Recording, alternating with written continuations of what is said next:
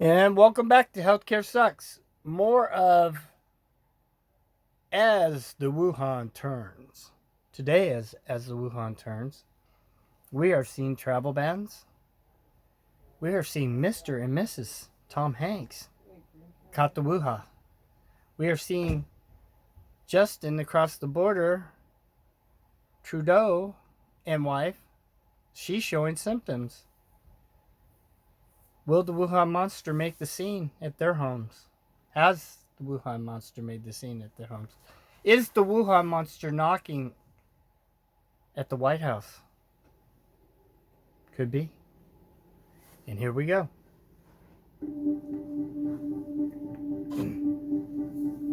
Canadian Prime Minister Justin Trudeau and his wife Sophie are isolating themselves over concerns about COVID-19.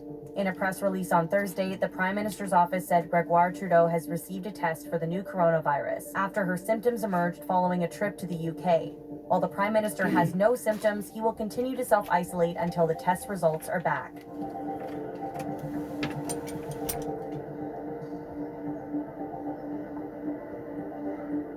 U.S. President Donald Trump announced Wednesday he'll be suspending all travel from Europe to the States for the next 30 days, starting Friday at midnight.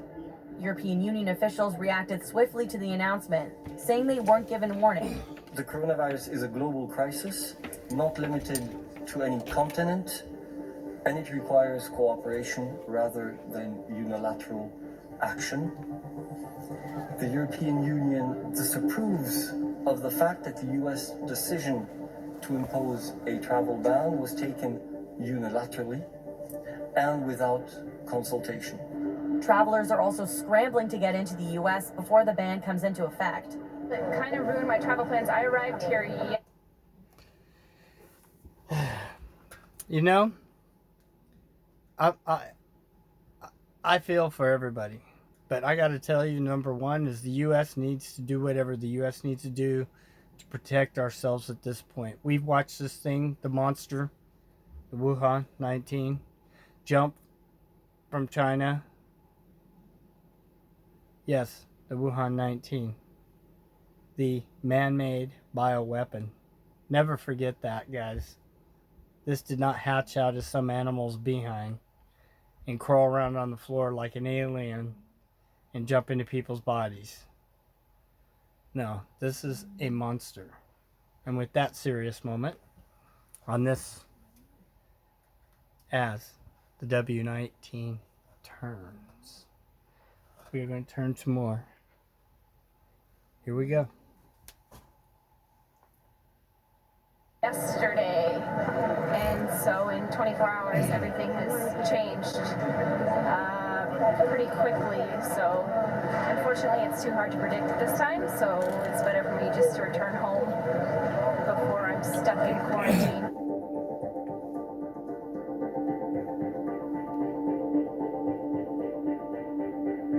Bars and shops across Italy closed down Thursday, making the lockdown in the country even tighter.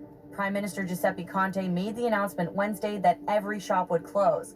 This is to fight the coronavirus contagion in the country. The only places that will stay open are essential businesses like supermarkets.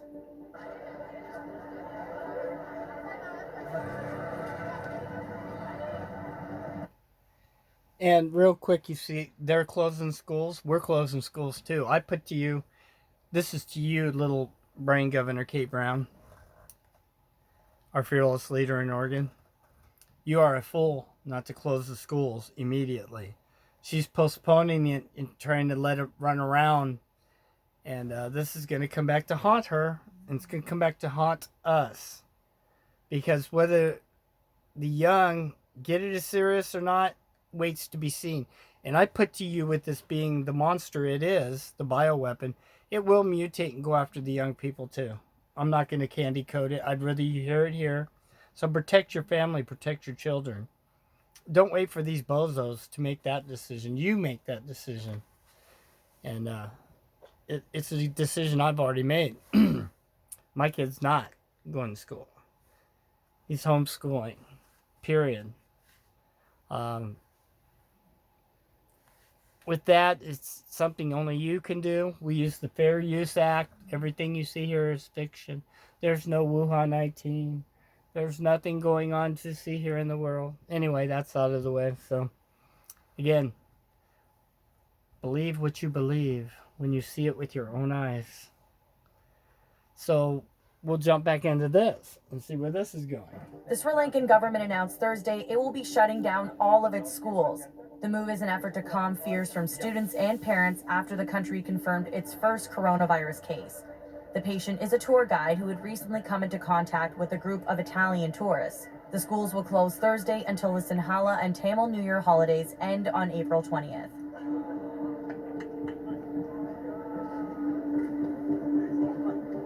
Real Madrid have sent all of their soccer and basketball players home after one of the club's basketball players tested positive for the virus. This means all of the matches in Spain's top 2 divisions are being postponed for at least 2 weeks. Man buns. Sorry, a little bit of humor here. I can't even tell you about man buns. Looks bad enough on cute girls, women, but man buns on a guy, I think you catch my drift. I don't even have to say it, do I? Gotta have a sense of humor.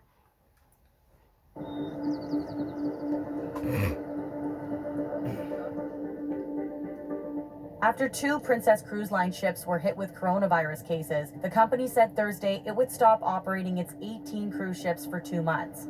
It said the suspension was out of an abundance of caution.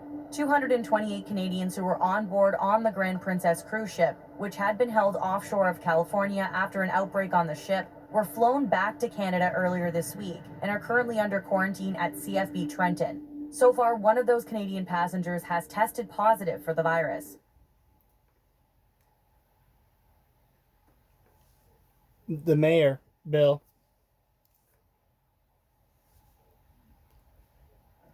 I don't think he's playing. I think he knows, guys. But we'll see if he tamps it down.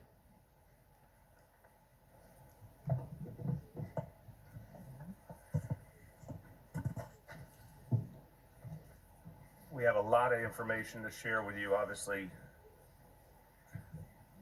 things are moving very, very quickly when it comes to the coronavirus. I'm stating the obvious to everyone here.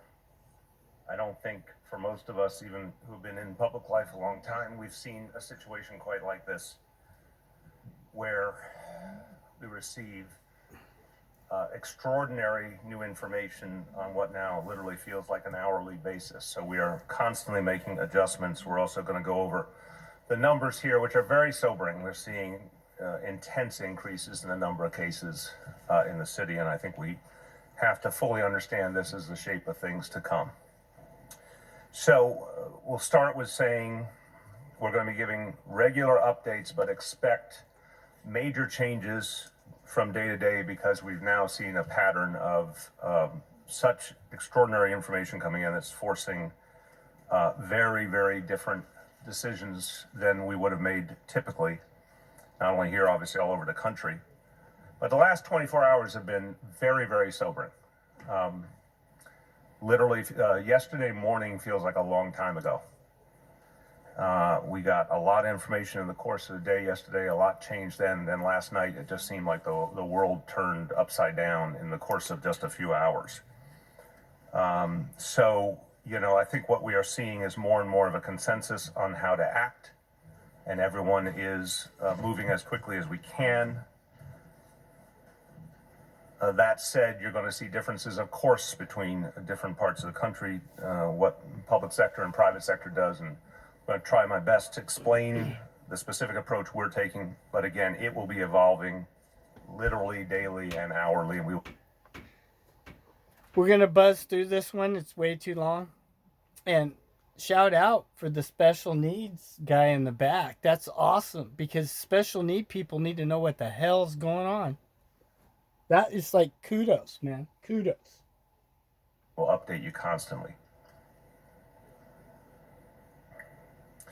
In light of several new developments, obviously the numbers that we now have seen over the last 24 hours here in New York City what we're seeing nationally and internationally, the reality of community spread that's been with us over these last few days, and the close working relationship between the city and state, the decisions that we are making together. And I spoke with Governor Cuomo at length earlier today about a specific set of decisions, and obviously you heard his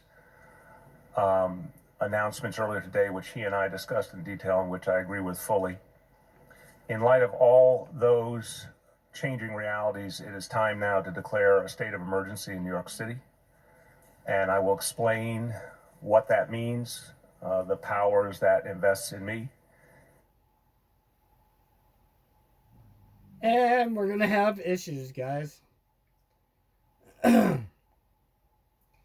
And I think this is a good time to end this video. On what it will allow us to do going forward. I guess we're not going to have I'll issues. also emphasize that the declaration of state of emergency authorizes the use of the powers, but we will use them as needed.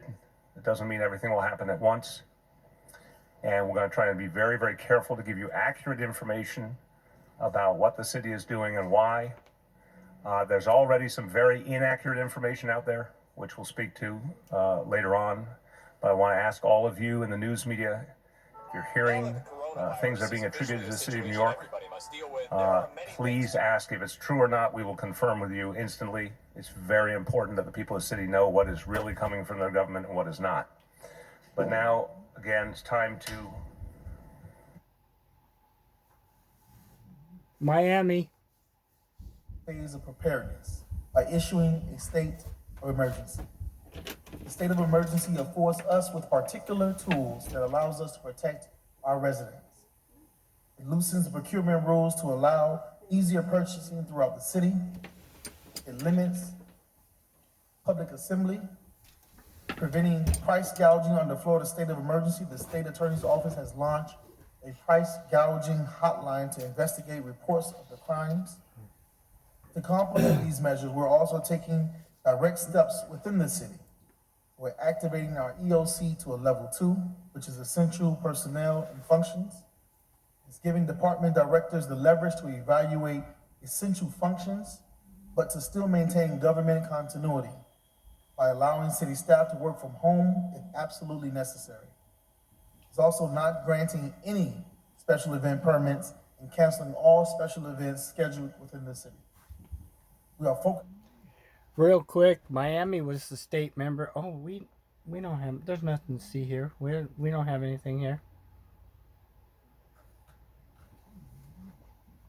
Focusing on our most vulnerable, especially our elderly and homeless populations. We're working with the Department of Human Services to get hygiene messaging for all of our homeless and installing multiple hand washing stations in strategic locations where homeless people are known to gather. Senior events at City of Miami parks for ages 55 and over will also be canceled. At parks where they provide lunch for those seniors, we will continue to provide those services on a pickup-only basis.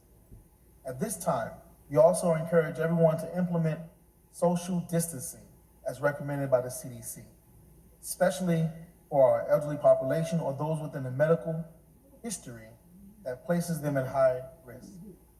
The city of Miami has taken bold steps thus far to contain this virus from spreading, and we will continue to do so. This is an ongoing effort with our government and other governments around the country.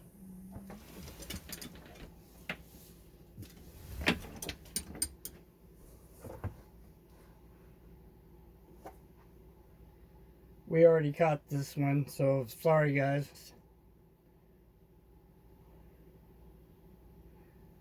Here we go.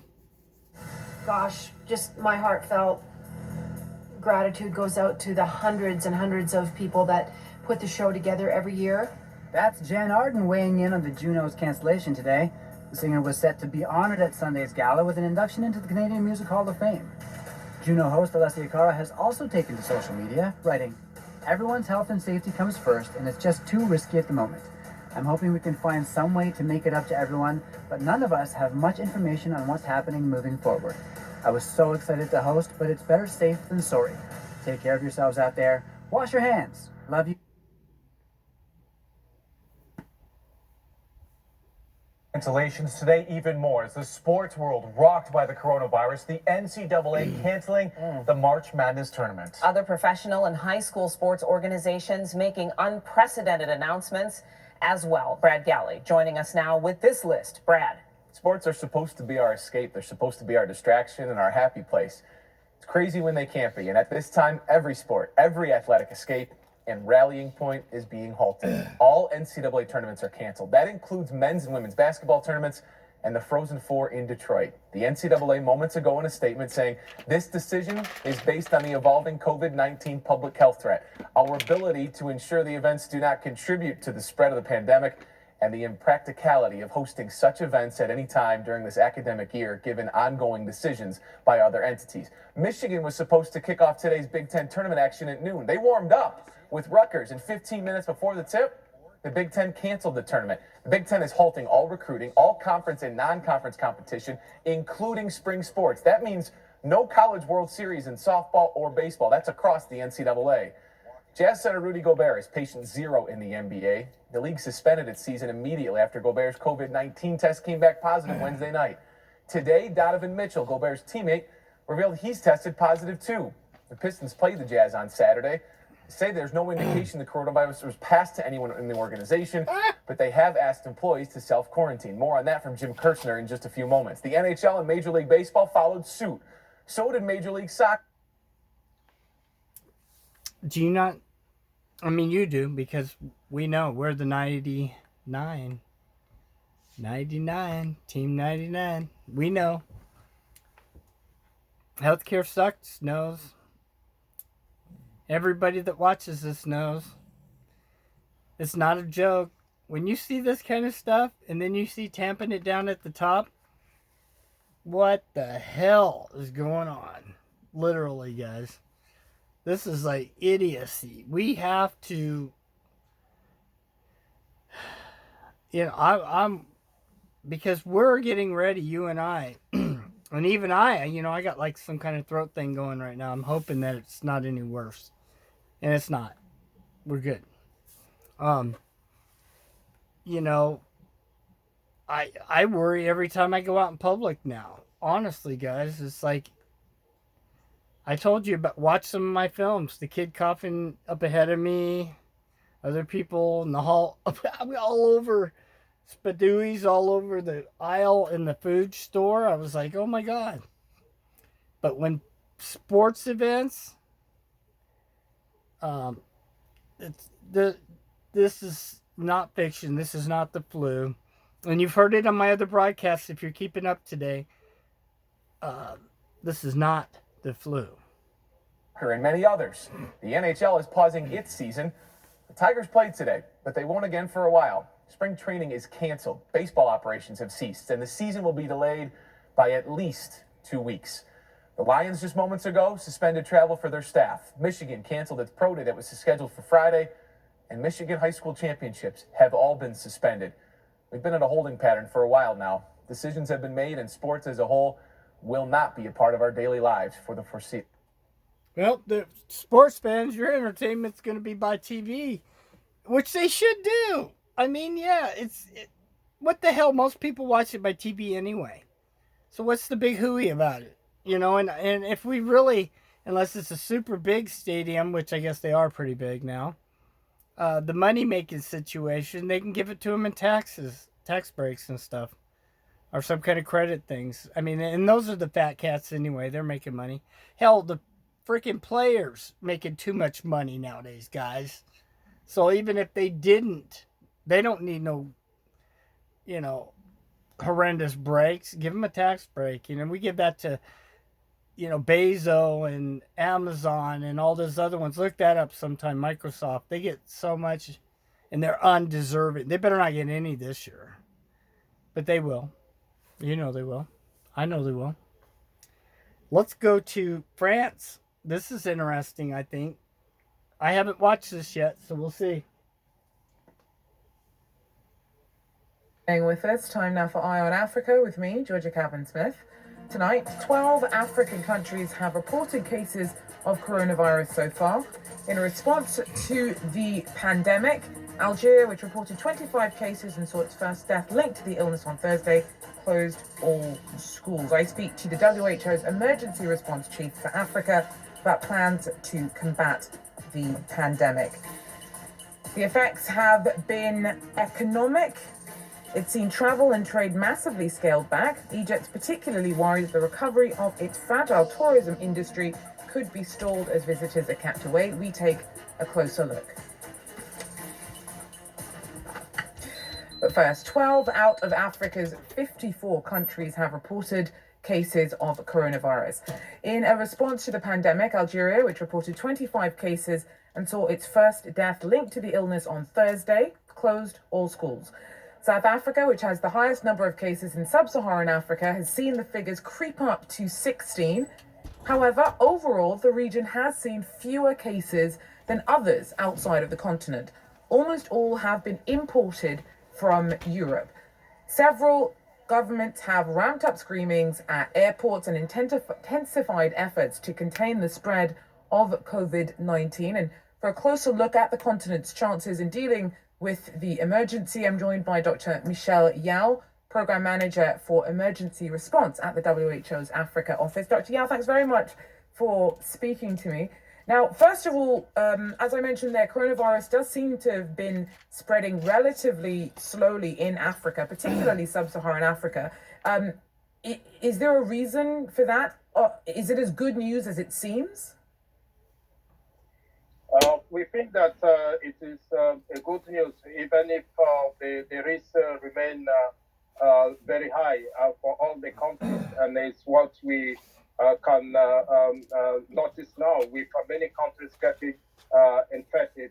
Probably the fact that we do not have many cases is that maybe the importation process were not as we were expecting at the beginning, with also containment measures in China. Now that the hotspot has shifted to Europe, it's making it easier with regular flights to African countries. Now the challenge is to avoid now a community-wide spread that would be very challenging for African health services. So how do things stand currently in terms of Africa's dealing with the coronavirus pandemic? In most of the African countries have started the preparedness, and I think we have some window to do it, but the window is quite narrowing now. So most of them have some preliminary measures, mainly the screening process, and at least capacity to treat the first few cases. Now, what we are trying to do and advise them is to ensure that it does not spread further within the community. Because if it does, then it will be very, very difficult. From what we are seeing now in Europe, this kind of scenario will definitively overwhelm the system and could have a huge death toll. So you mentioned that the importance of making sure that communities do what they can to prevent the spread of coronavirus. But how do you get individuals to comply with what is necessary? How do you get that message out to people and communities across a whole continent, in fact? Yeah, this is an ongoing process, and it's actually part of the measure that we advise countries since January. One of the critical... And I covered Africa a while back, guys, with basically it's trash city. It's going to be super wildfires over there, like what we had in Australia as for a wildfire, but in the Wuhan 19 spreading. Once Africa hits, the Ebola, everything goes crazy over there. I'm going to pray hard tonight, man, for all you brothers and sisters, myself, and all those brothers and sisters. They're going to need it. But let's watch this a few more minutes, and then treatment I'm off. Capacity is to ensure that we have what we call an extended risk communication, so that communities can be more engaged. And for this one, we think that leaders should be more and more involved. Religious leaders, community leaders, we think it's really time to mobilize. And it's also time to overcome all the rumors that we have in the social media, because this is a real issue and people need to comply. As you mentioned there, now to San Diego.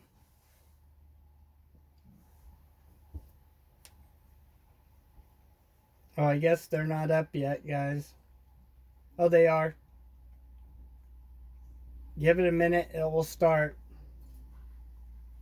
While we're waiting for it to start,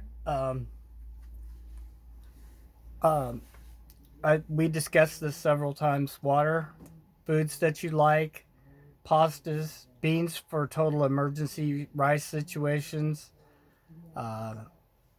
It's not up to me to tell you how to purify waters or any of that. Again, I urge you to go online and look up things and write it on a piece of paper, because if the internet goes down, which as crazy as this thing's getting, I know everybody keeps thinking no, but with as crazy as it's getting, the internet could get hit, guys. I'm not kidding. So write down some things. There's ways to... It's better if I just don't say it and you guys go look it up to sanitize your water. Email me and I will give you some ways to do it. That way I'm not any more liable than I already am for trying to save our butts. This thing's taking forever. Let me push, guys.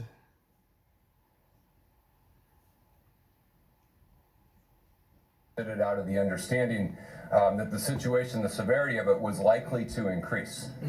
In February, when we were one of the first local jurisdictions, counties to declare a public health emergency, we did so out of an abundance of caution, but also with an understanding that based on global trends, the unique nature of COVID-19, that the situation we faced was also likely to increase in severity. And we're standing here today to provide an update on the increased severity and the increased course of actions that we are going to take. I do think it is important to note that in San Diego, this is not a partisan issue. This is not a jurisdictional issue. This is not this group versus that group. What you see represented here today is all sectors and all aspects of our community standing together to speak with one voice, because the challenges that impact our community impact all aspects of our community.